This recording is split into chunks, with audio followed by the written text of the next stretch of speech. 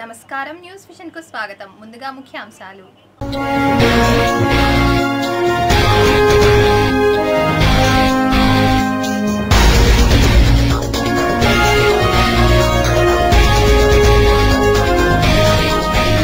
అంతరిక్షంలో అంతు చిక్కని బ్రహ్మ పదార్థం భూమి వైపుకు పయనం. నీలిరంగులో చందమామ ఆవిష్కృతం కనువిందుగా జాబిల్లి. పెట్టుబడులు రాబట్టేందుకు పలు దేశాల్లో పర్యటించాను. భవిష్యత్తులో ఏపీ టాప్ 10 లిస్టులో నిలబడుతుందన్న ముఖ్యమంత్రి చంద్రబాబు నాయుడు. తిరుమలలో వైభవంగా శ్రావణ పౌర్ణమి గరుడ సేవ. గోవిందనామ స్మరణలతో మారుమ్రోగిన దివ్య క్షేత్రం. కోల్కతా ఘటనపై కొనసాగుతున్న నిరసనలు. బాధితురాలికి అండగా కొవ్వొత్తుల ప్రదర్శనలు. స్పందనకు వెల్లువెత్తిన వినతులు. అర్జీల తక్షణ పరిష్కారానికి అధికారులను ఆదేశించిన కలెక్టర్ వెంకటేశ్వరన్. ఈ రోజు సూపర్ మూన్ ఆవిర్భవించనుంది. దీనిని సర్జన్ సూపర్ మూన్ అని కూడా అంటారు. రక్షాబంధన్ సందర్భంగా బ్లూ మూన్ కనువిందు చేయనుంది. ఈ రోజు కేవలం రక్షాబంధన్ మాత్రమే కాదు, ఈ రోజు అంతరిక్షంలో భిన్నమైన దృశ్యం కనిపిస్తుంది. ఆకాశంలో 30% ఎక్కువగా చంద్రకాంతి ఉంటుంది. చంద్రుడు 14% పెద్దదిగా కనిపించనున్నాడు. అంటే ఈ రోజు మాత్రమే చంద్రుడు ఆకాశంలో ఇలా కనిపిస్తాడు. ఈ రోజు సూపర్ మూన్ ఆవిర్భవించనుంది. దీనిని సర్జన్ సూపర్ మూన్ అని కూడా అంటారు. ఈ సూపర్ మూన్ రాత్రి 11:55 అతి పెద్దదిగా ప్రకాశవంతంగా కనిపిస్తుంది. నిజానికి బ్లూ మూన్, సూపర్ మూన్ 2 రకాలు ఉన్నాయి. మొదటిది నెలవారీ బ్లూ మూన్, అంటే ప్రతి 2వ వారానికి చంద్రుడు కనిపిస్తాడు. రెండవ సీజనల్ బ్లూ మూన్ ఒక సీజన్లో కనిపించే 4 పౌర్ణమిలలో మూడవది. మొదటి పౌర్ణమి జూన్ 22న జరిగింది. తర్వాత రెండవది జూలై 21న, మరి ఇప్పుడు మూడవది ఆగస్టు 19న. అంటే ఈ సీజన్లో ఇది 3వ బ్లూ మూన్. దీని తర్వాత సెప్టెంబర్ 18న హార్వెస్ట్ మూన్ ఉంటుంది. ఆ తర్వాత సెప్టెంబర్ 22న విషువత్తు.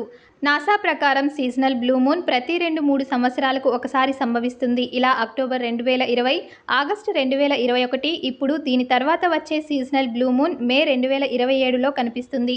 మీరు దీన్ని మీ టెర్రస్ లేదా ప్రాంగణంలో నుండి సులభంగా చూడవచ్చు. చంద్రుడి ఉపరితలాన్ని చూడాలంటే టెలిస్కోప్ సాయం తీసుకోవాల్సిందే. చంద్రుడు భూమికి దగ్గరగా వచ్చినప్పుడు దాని పరిమాణం 12 నుండి 14% పెద్దదిగా కనిపిస్తుంది.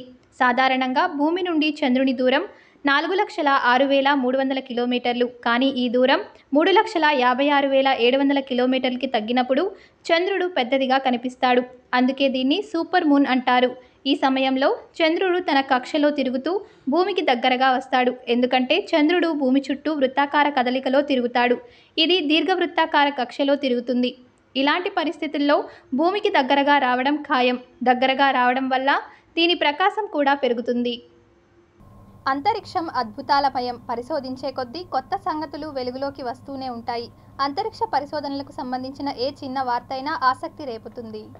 ఎక్కడో పాలపుంతకు అవతల సుదూర తీరాల్లో కొత్త గ్రహాలను కనుగొనడం, కృష్ణబిలాలు వెలుగులోకి రావడం, తోకచుక్కలు, గ్రహశకలాలు భూమికి చేరువగా ప్రయాణించడం వంటి వార్తలు ఎప్పుడూ ఉత్కంఠతకు గురిచేసేవే. విశ్వాంతరాల్లో జీవజాలాన్ని కనుగొనడానికి శాస్త్రవేత్తలు సాగిస్తున్న పరిశోధనలు సాగుతున్న కొద్దీ ఆసక్తికర విషయాలు బయటపడుతూనే ఉంటాయి. అగ్రరాజ్యం అమెరికాకు చెందిన అంతరిక్ష పరిశోధనా సంస్థ నాసా టెలిస్కోప్ కంటికి ఓ అద్భుతమైన దృశ్యం చిక్కింది. గెలాక్సీకి అవతల చక్కర్లు కొడుతున్న ఓ అంతుచిక్కని ఖగోళ వస్తువును గుర్తించారు నాసా ఆధ్వర్యంలో పనిచేసే ఓ 3 అమెచ్యూర్ సైంటిస్టులు. దీని వేగం గంటకు 1,000,000 మైళ్ళు. ఒక వస్తువు ఇంత వేగంతో అంతరిక్షంలో తిరుగుతుండడం ఇదే తొలిసారిగా భావిస్తున్నారు. ఇది ఓ నక్షత్రానికి సమానమైన లేదా అంతకంటే ఎక్కువ ద్రవ్యరాశిని కలిగి ఉండడం దీని ప్రత్యేకత. ఈ ఆబ్జెక్టుకు CYSJ 124909 అని పేరు పెట్టారు. నాసా పర్యవేక్షణలో అంతరిక్ష పరిశోధనలు కొనసాగిస్తున్న బ్యాక్యార్డ్ వరల్డ్ ప్లానెట్ 9 ప్రాజెక్టులో పనిచేసే 3 అమెచ్యూర్ సిటిజన్ సైంటిస్టులు మార్టిన్ కబాట్ని, థామస్ పి బికెల్, డాన్ సెలెటిన్ దీన్ని గుర్తించారు. హవాయిలో నాసా ఏర్పాటు చేసిన William Myron Keck observatory, wide field infrared survey explorer telescope orbiter సహాయంతో దీన్ని గుర్తించారు. పాలపుంతకు అవతల సంభవించే పరిణామాలు, కొత్త నక్షత్రాలు, గెలాక్సీలను పసిగట్టడానికి నాసా ఈ వైస్ టెలిస్కోప్ను 2009 డిసెంబర్ 14వ తేదీన ప్రయోగించింది.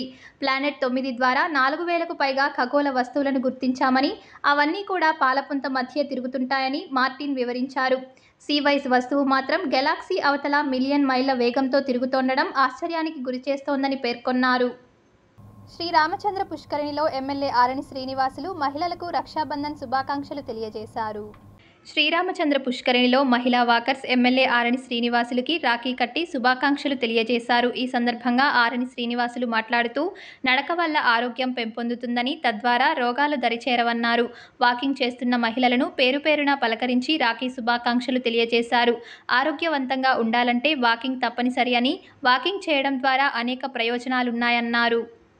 ఈరోజు రాఖీ పండుగ సందర్భంగా రాఖీ కట్టడం ముఖ్యంగా ఈ డివిజన్ కార్పొరేటర్ గారి ఆధ్వర్యంలో మహిళా సోదరులందరూ కూడా రావడం, వారు కూడా ఈ వాకింగ్లో పాల్పంచుకోవడం, ముఖ్యంగా వచ్చిన వెంటనే ఉత్సాహంగా సంతోషంగా రాఖీ పండుగ రోజు ఒక సోదరిగా ఒక అన్నకు రాఖీ కట్టారంటే అందరికీ కూడా చెల్లెమ్మలకు అక్కలకు అందరికీ కృతజ్ఞతలు, ధన్యవాదాలు.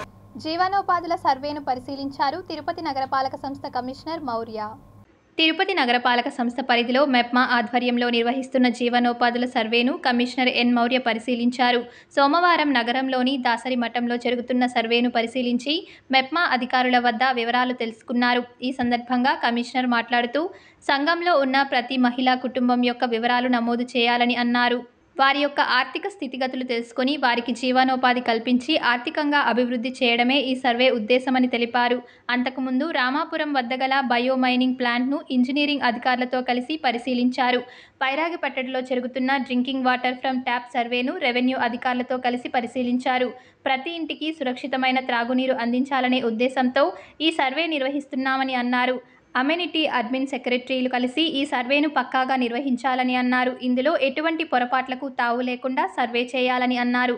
ఈ కార్యక్రమాల్లో deputy commissioner Amaraiah, superintendent engineer Mohan, MEPMA PD Radhamma, డిఈలు Vijay Kumar Reddy, Mahesh, health officer doctor U Anvesh Reddy, RO Sethumadhav, CMM Krishnaveni, sanitary supervisor Chenchaiah తదితరులు పాల్గొన్నారు. ప్రజాస్వామ్యబద్ధంగా ఎన్నుకోబడిన కౌన్సిల్ అంటే తిరుపతి నగరపాలక సంస్థ అధికారులకు, సిబ్బందికి బాధ్యత లేదని 25వ డివిజన్ కార్పొరేటర్ నరసింహాచారి తెలిపారు. తిరుపతి నగరపాలక సంస్థ కార్యాలయంలో ప్రజా సమస్యల పరిష్కార వేదిక కార్యక్రమానికి స్టాండింగ్ కౌన్సిల్ సభ్యులు నరసింహాచారి వినూత్న రీతిలో ప్లకార్డులను ప్రదర్శిస్తూ మున్సిపల్ కార్యాలయం ఎదుట నిరసన తెలియజేశారు.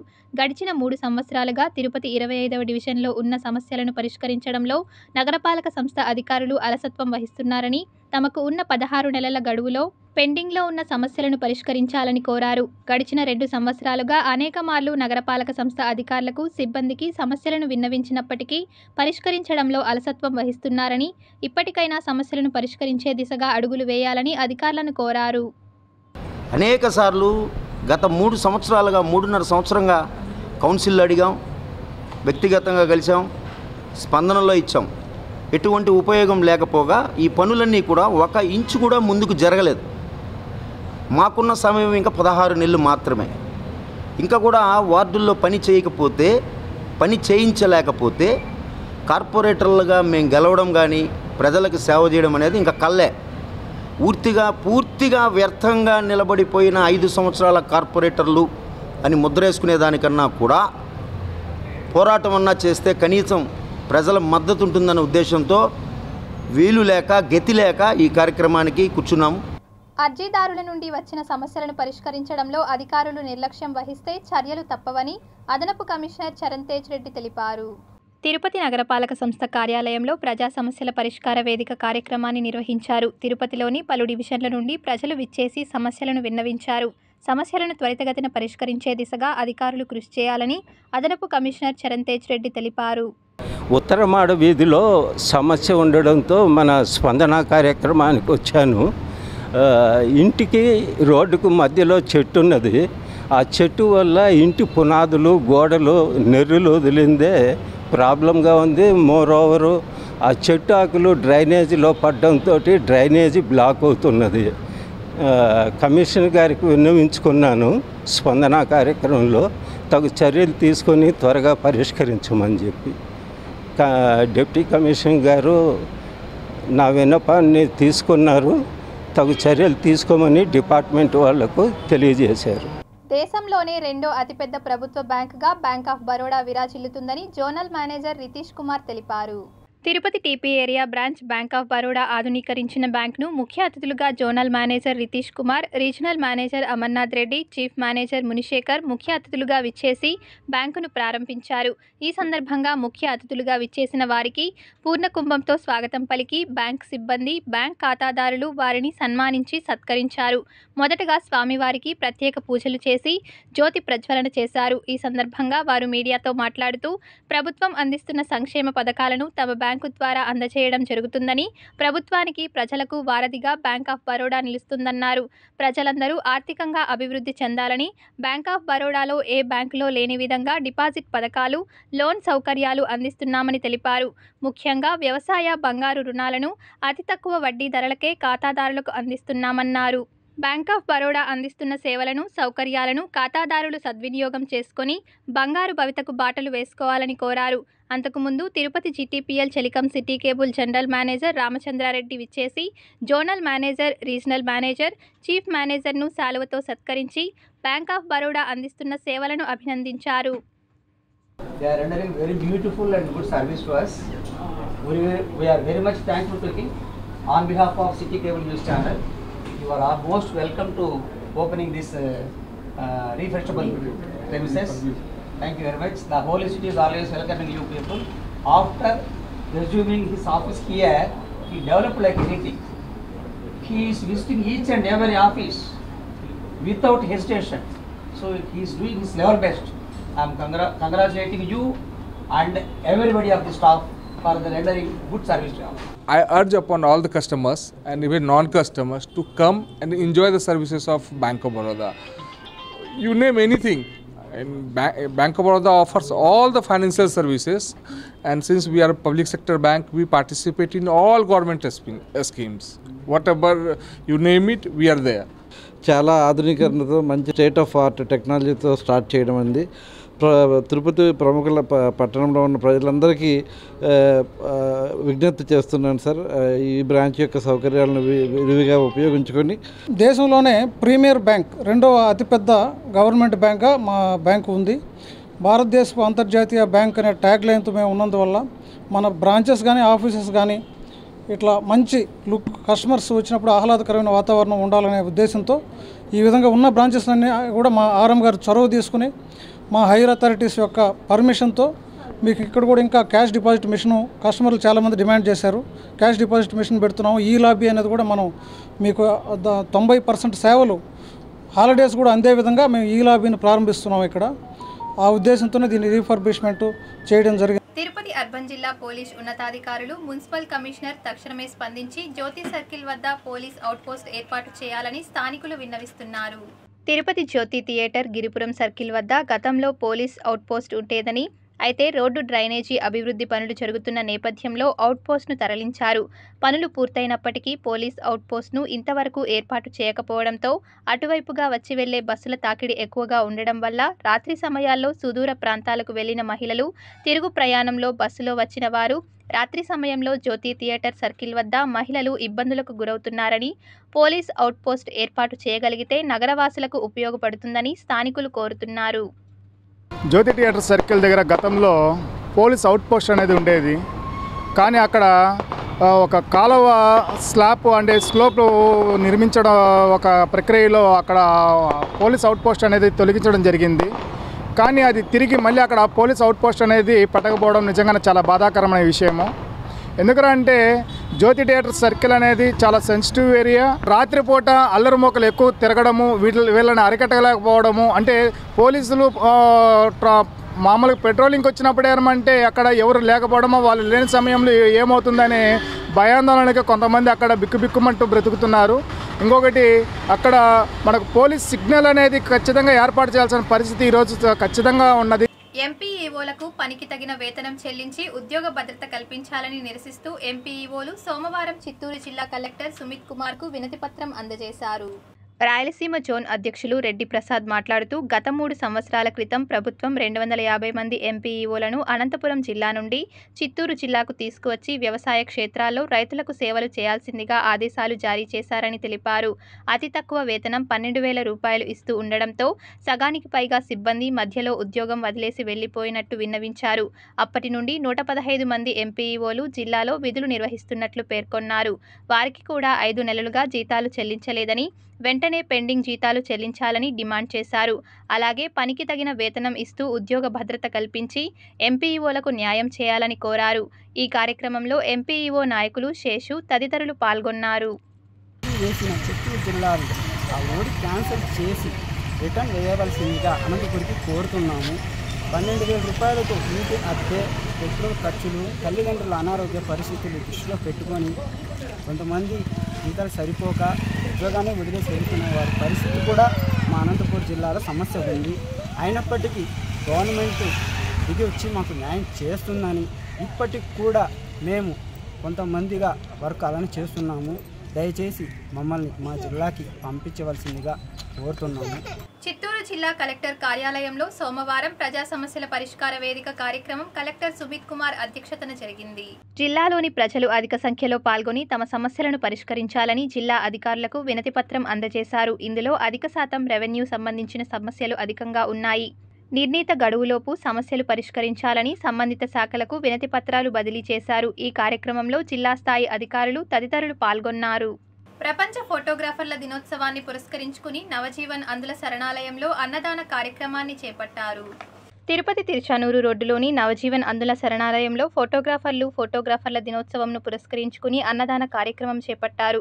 ఈ సందర్భంగా వారు మాట్లాడుతూ ప్రతి సంవత్సరం ఆగస్టు 19న ఫోటోగ్రాఫర్స్ రోజున ఏదో ఒక సేవా కార్యక్రమం చేయడం ఆనవాయితీగా వస్తోందని, ఇందులో భాగంగా నేడు అందులకు అన్నదాన కార్యక్రమం చేయడం సంతోషాన్ని, సంతృప్తిని ఇచ్చిందని ఫోటోగ్రాఫర్ అసోసియేషన్ సభ్యులు రాంబాబు తెలిపారు. ప్రపంచ ఫోటోగ్రాఫర్ దినోత్సవం సందర్భంగా తిరుపతి ఫోటోగ్రాఫర్ వీడియోగ్రాఫర్ అసోసియేషన్ తరఫున ఏదో ఒక కార్యక్రమం జరుగుతుంది.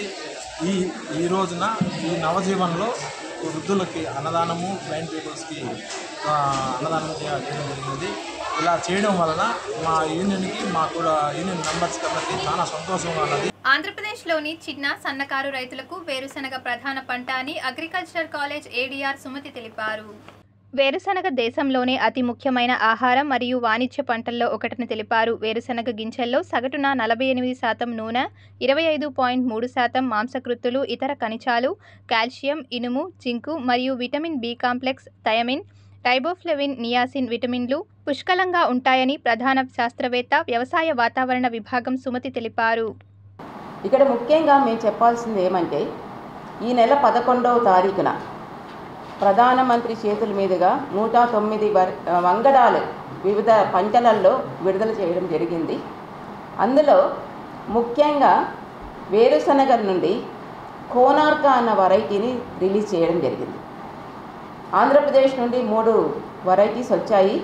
ఒకటి నంద్యాల బెంగాల్ గ్రామ్ నుండి ఒక వెరైటీ, లామ్లో గ్రీన్ గ్రామ్ నుండి ఒక వెరైటీ వచ్చింది. వేరుశనగలో కోనార్క అన్న వెరైటీ వచ్చింది. ఆ కోనార్క వెరైటీ అది ప్రాణం పోసుకుంది ఈ రీసెర్చ్ స్టేషన్లోనే. అది ముఖ్యంగా మేము చెప్పాలనుకుంటున్నాం. ఈ సందర్భంగా ఆ కోనార్క వెరైటీ TCGS 1707 అనే నెంబర్ దానికి. ఈ శాస్త్రవేత్తల టీం అంతా కష్టపడి బాగా పనిచేశారు. ముఖ్యంగా ఈ కోనార్క వెరైటీ రిలీజ్ చేయడంలో ముఖ్యమైన పాత్ర వహించిన వారు వాసంతి మేడం గారు గత 2 నెలల ముందు రిటైర్డ్ అయ్యారు. వాసంతి మేడం గారి ఆధ్వర్యంలో మిగిలిన స్టాఫ్, ఇప్పుడున్న జాన్ సారు ముఖ్యంగా ఆయన అందులో ఎక్కువ పాత్ర పాల్గొన్నారు. తర్వాత శ్రీవిద్య, కిరణ్ కుమార్ రెడ్డి, అమరావతి వీళ్ళందరూ ప్లాన్ బ్రీడర్స్ తరపు నుండి ఈ కోనార్క వెరైటీ రిలీజ్ చేయడానికి ఎక్కువ పాత్ర పోషించారు. తిరుపతి బైరాగిపట్టణ MGM స్కూల్లో ఇటీవల స్కూల్ మేనేజ్మెంట్ ఎలక్షన్లో తనకు తెలియకుండా తన సంతకాన్ని ఫోర్జరీ చేశారని ఆ వార్డుకు సంబంధించిన కార్పొరేటర్ శాలినిరెడ్డి ఆవేదన వ్యక్తం చేశారు. తిరుపతి బైరాగిపట్టణలోని మహాత్మాగాంధీ నగరపాలక ఉన్నత పాఠశాలలో ఇటీవల స్కూల్ మేనేజ్మెంట్ కమిటీ ఎన్నికల ప్రక్రియ నిర్వహించారు. ఈ కమిటీలో స్థానిక కార్పొరేట్కు ఎక్స్ అఫిషియో మెంబర్ వ్యవహరిస్తారు. ఇంతవరకు బాగానే ఉన్నా ప్రతి సంవత్సరం లాగానే ఎన్నికైన సభ్యుల వివరాలను విద్యాశాఖకు అధికారులు అందించవలసి ఉంటుంది. ఈ క్రమంలోనే ఎంజీఎం స్కూల్కు ఆ వార్డు కార్పొరేటర్ తూకివాకం శాలినీరెడ్డి సంతకాన్ని స్థానిక ప్రధానోపాధ్యాయులు మురుగన్ ఫోర్జరీ చేసి ఉన్నతాధికారులకు పంపించారు. ఈ విషయం ఆలస్యంగా వెలుగు చూడడంతో ప్రధానోపాధ్యాయుని స్థానిక కార్పొరేటర్ నిలదీయడంతో పొంతనలేని సమాధానాలు చెబుతూ తనపైనే నిందలు వేశారని, ఈ విషయాన్ని తిరుపతి జిల్లా కలెక్టరేట్ కార్యాలయంలో సోమవారం ప్రజా సమస్యల పరిష్కార వేదిక కార్యక్రమంలో జిల్లా కలెక్టర్లకు వినతి పత్రాన్ని అందజేశారు. ఈ సందర్భంగా 17వ వార్డు కార్పొరేటర్ శాలినీరెడ్డి మాట్లాడుతూ తన అనుమతి లేకుండా తన సంతకాన్ని ఫోర్జరీ చేయడమే కాకుండా తనపై నిందలు వేస్తున్నారని, నిర్లక్ష్య సమాధానం చెబుతున్నారని, వెంటనే జిల్లా కలెక్టర్, జిల్లా విద్యాశాఖ అధికారి సమగ్ర విచారణ జరిపి ప్రధానోపాధ్యాయులపై చర్యలు తీసుకోవాలని కోరారు. గౌరవ పోస్ట్లో ఉన్నటువంటి హెచ్ఎం గారే ఆయన నా సైన్ పెట్టేసి పంపించేశాడు. మాకు అది లేట్గా తెలిసింది. మాకు సాటర్డే తెలిసింది, 17వ తారీఖున తెలిసినప్పుడు మేము వెళ్ళి అడిగాము ఆయన్ని, ఇట్లా జరిగిందంట, ఇట్లా ఏమనంటే అవును నేనే పెట్టానని చెప్పి నిర్లక్ష్యంగా సమాధానం చెప్పారు ఆయన. ఆ రోజు కూడా మన మీడియా మిత్రులు కూడా ఆ రోజు అంతా ఉన్నారు అక్కడ. వారు అది చెప్పిందే కాకుండా నేను క్యాపిటల్ లెటర్స్లోనే పెట్టాను, నేనేమి మీ సంతకం నేనేమి రాయలేదు కదా, పెట్టలేదు కదా అని చెప్పి ఈ విధంగా మాట్లాడారు ఆయన. అది మాట్లాడే మీరు కరెక్ట్ కాదు, సంతకం ప్లేస్లో ఏదున్నా అది మీకు ఫోర్జరీ, అది రాంగ్ దీని కిందకే వస్తుంది కదా, అది ఫోర్జరీనే కదా నేను వాయిస్ రైజ్ చేశాను. రైజ్ చేసిన తర్వాత ఆయన ఇదే విధంగా సమాధానం ఎంతసేపు అయినా కూడా. సరే మేము ఇంకా లీగల్గా మేము ఎస్ఐ గారిని వెళ్ళి కలిసి మా రిప్రజెంటేషన్ ఇచ్చాం, ఇట్లా ఉంది మీరు ఒకసారి ఎంక్వైరీ చేసి మీరు చేయండి అని చెప్పి. వాళ్ళు రిటర్న్గా మా మీద ఫాల్స్ అలిగేషన్స్ పెట్టారు. ఇట్లా పొలిటికల్ వాళ్ళు, ఇట్లా వైఎస్ఆర్సీపీ కార్పొరేటర్ వాళ్ళ భర్త కలిసి మా మీద భౌతిక దాడి చేశారని చెప్పి ఇట్లా ఫాల్స్ అలిగేషన్స్ అన్నీ పెట్టి మా మీద కేసు ఫైల్ చేస్తున్నారు వాళ్ళు. ఇది ఎంతవరకు కరెక్ట్ అని చెప్పి నేను క్వశ్చన్ చేస్తున్నాను. ఇదే విషయం కలెక్టర్ గారి దృష్టి కూడా తీసుకొని వచ్చి మాకు న్యాయం చేయాలని చెప్పేసి ఇవాళ సార్ దగ్గర కూడా మేము అర్జీ ఇవ్వడానికి వచ్చాము ఇక్కడికి. ప్రజా సమస్యల పరిష్కార వేదికలో వచ్చిన అర్జీలను నిర్దేశిత సమయంలోపు అర్థవంతంగా పరిష్కరించాలని జిల్లా కలెక్టర్ వెంకటేశ్వర్ అధికారులను ఆదేశించారు. సోమవారం ఉదయం స్థానిక జిల్లా కలెక్టరేట్ నందు ఏర్పాటు చేసిన ప్రజా సమస్యల పరిష్కార వేదికలో డిప్యూటీ కలెక్టర్లు రామ్మోహన్, దేవేంద్రరెడ్డిలు కలిసి వివిధ ప్రాంతాల నుండి వచ్చిన అర్జీదారుల నుండి వినతులను స్వీకరించారు. మొత్తం 101 వినతులు రావడం జరిగిందని, అధికారులు అందరూ సదరు అర్జీలపై ప్రత్యేక దృష్టి సారించి వేగవంతంగా, నాణ్యతగా, అర్థవంతంగా పరిష్కరించాలని గ్రీవెన్స్కు హాజరైన వివిధ శాఖలకు సంబంధించిన అధికారులకు వారు సూచించారు. ఇదిలా ఉండగా జిల్లాలోని అమూల్ ద్వారా పాల సేకరణ ఆపివేయడంతో జిల్లాలోని పాడి రైతులు తీవ్రంగా నష్టపోతున్నారని, రాష్ట్ర ప్రభుత్వం వెంటనే స్పందించి సమస్యలను పరిష్కరించాలని సిపిఐ నాయకులు జిల్లా కలెక్టర్లకు వినతి పత్రాన్ని అందజేశారు. గుజరాత్లో ఉన్నటువంటి అమూల్ డైరీని తీసుకొచ్చి ఈ జిల్లాలో విజయ డైరీ ఉన్న స్థలాల్ని, బిల్డింగ్లు వాళ్ళు హ్యాండ్ ఓవర్ చేసి రైతుల దగ్గర నుంచి పాలు సేకరణ చేస్తూ ఉన్నారు. కానీ రేపు అనగా 20వ తారీఖు నుంచి మేము పాలు సేకరణ చేయము అని అమూల్ డైరీ వాళ్ళు పాలు పోస్తున్న రైతులకు అందరికీ లేదా పాల సెంటర్లకు అందరికీ మెసేజ్ పంపించారు. దీని అర్థం ఏందో అర్థం కాని పరిస్థితి ఉంది. మేము 17వ తారీఖున Madanapalle Amul dairy headquarter office ముందు ధర్నా చేసి వాళ్ళ పాలు వ్యాన్లు పానీయకుండా నిలిపితే మాకు ప్రభుత్వం సహకారం చేయడం లేదు, మాకు ఇబ్బందిగా ఉంది, కాబట్టి మేము పాలు సేకరణ చేయలేమని చెప్పి వాళ్ళు చేతులు చేస్తున్నారు. చంద్రబాబు నాయుడిని ఈ జిల్లా ముఖ్యమంత్రిగా ఈ పాలు పోసే రైతులను ఆదుకోమని విజ్ఞప్తి చేస్తా ఉన్నాం. జాతీయ సంస్కృత విశ్వవిద్యాలయంలో ఘనంగా సంస్కృత వారోత్సవాలు ముగిసినట్లు ఉపకులపతి కృష్ణమూర్తి పేర్కొన్నారు. శ్రీ వెంకటేశ్వర వేద విశ్వవిద్యాలయ ఉపకులపతి ఆచార్య రాణి సదాశివమూర్తి, జాతీయ సంస్కృత విశ్వవిద్యాలయ ఉపకులపతి కృష్ణమూర్తి జ్యోతి ప్రజ్వలనతో కార్యక్రమాన్ని ప్రారంభించారు. అంతకుముందు వారు మాట్లాడుతూ సంస్కృత భాష ప్రచారం కొరకు, భారతీయ సంస్కృతి అభ్యున్నతి కొరకు భారత ప్రభుత్వం ఆదేశాల మేరకు శ్రావణ పూర్ణిమ రోజు సంస్కృత దినోత్సవం నిర్వహించడం జరుగుతుందని తెలిపారు. కేంద్ర ప్రభుత్వం ఆదేశాల అనుసారం సంస్కృత వారోత్సవాలు ఘనంగా నిర్వహించాం. ఈ సంస్కృత వారోత్సవాలు ప్రప్రథమంగా సీడాక్ వారి రాష్ట్రీయ సమ్మేళనంతో ఆరంభమైంది. వాటి మీద మన భారతీయ జ్ఞాన పరంపర ఆ పాఠ్యాంశాల గురించి చర్చ జరిగింది. రెండో రోజుని శైక్షిక స్పర్ధా కార్యక్రమాలు జరిగాయి. మూడో రోజున మొత్తం ఈ సంస్కృత సప్తాహాలను అనుసరించి మన తిరుపతి నగరంలో సంస్కృత విద్యకు చక్కటి అవకాశం కల్పించాలని మన పిల్లలందరూ కూడా శోభాయాత్ర నిర్వహించారు. నాలుగో రోజున అదే రోజున రాష్ట్రీయ స్వతంత్ర దినోత్సవం జరిగింది కాబట్టి ఆ స్వతంత్ర దినోత్సవాన్ని పురస్కరించుకొని కవి సమ్మేళనం కూడా నిర్వహించాం.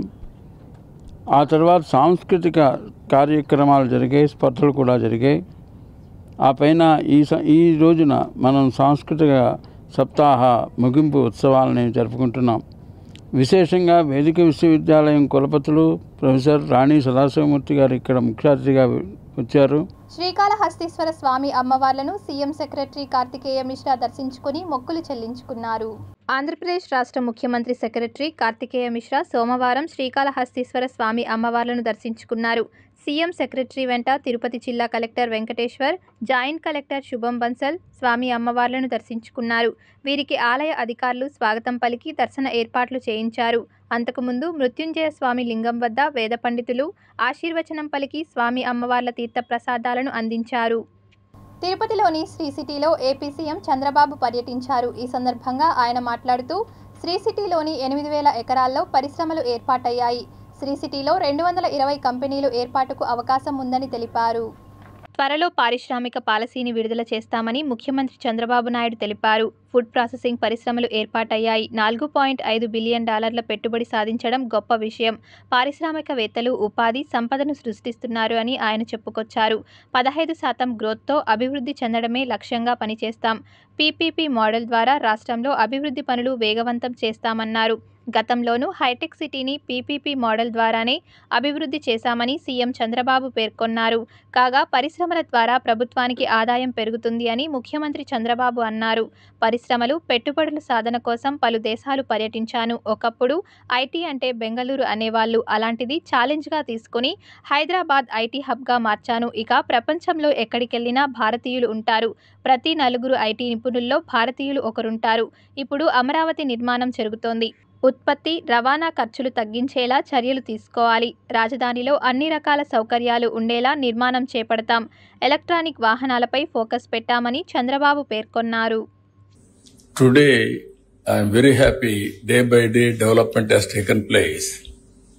If you go to any country today, Indians are inevitable.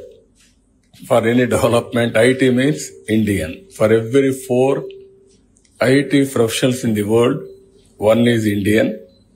Among Indians, out of 4, 1 is from Andhra Pradesh. That is the strength of Andhra Pradesh. That is the first mover advantage. కోల్కతాలోని ప్రభుత్వ medical కాలేజ్లో జరిగిన junior doctor దుర్ఘటనపై తిరుపతిలో కొవ్వొత్తుల rally నిర్వహించి ఇంతటి అమానుష ఘటనకు పాల్పడిన వారిపై కఠిన చర్యలు తీసుకోవాలని కోరారు. దేశంలో మరో ఏ యువతిపై ఇటువంటి అత్యాచారాలు జరగకుండా ఉండేలా కఠినమైన చట్టాలు తీసుకురావాలని కోరారు. సమాజం అంతా కూడా సిగ్గుతో తలవంచుకోవాల్సిన పరిస్థితి ఏర్పడింది. దాదాపు 25 సంవత్సరాలు ఆ అమ్మాయి కష్టపడి డాక్టర్ అయిన తర్వాత డ్యూటీలో ఉన్నప్పుడు ఎటువంటి రక్షణ లేకుండా అనవసరంగా ఒక ప్రాణం పోయినటువంటి పరిస్థితి. ఎంతోమంది ప్రాణాలు కాపాడేటువంటి ఒక డాక్టర్ ప్రాణం పోవడం అనేటువంటిది చాలా దుర్మార్గమైన విషయం.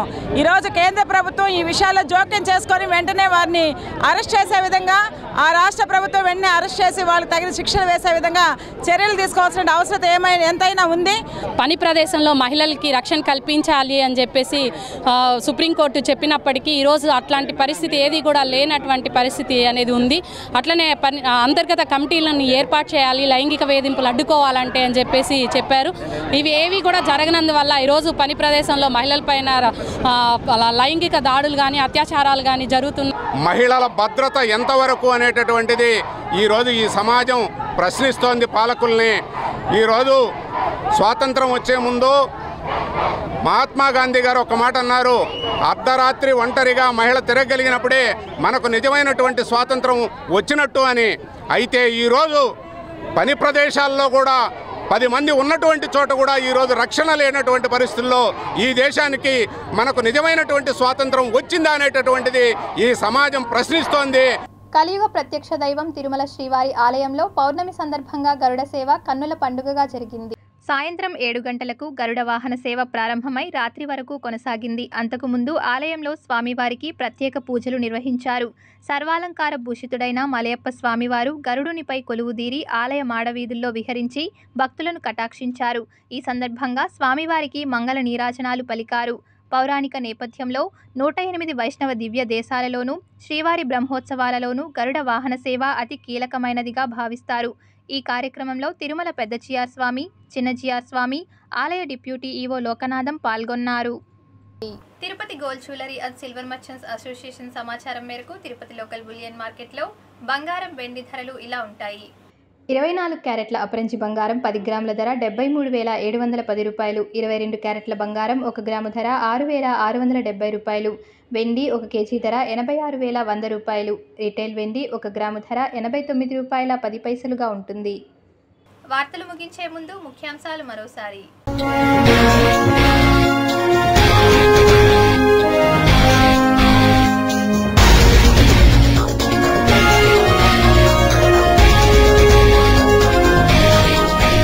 అంతరిక్షంలో అంతు చిక్కని బ్రహ్మ పదార్థం భూమి వైపుకు పయనం. నీలిరంగులో చందమామ ఆవిష్కృతం కనువిందుగా జాబిల్లి. పెట్టుబడులు రాబట్టేందుకు పలు దేశాల్లో పర్యటించాను. భవిష్యత్తులో ఏపీ టాప్ 10 లిస్టులో నిలబడుతుందన్న ముఖ్యమంత్రి చంద్రబాబు నాయుడు.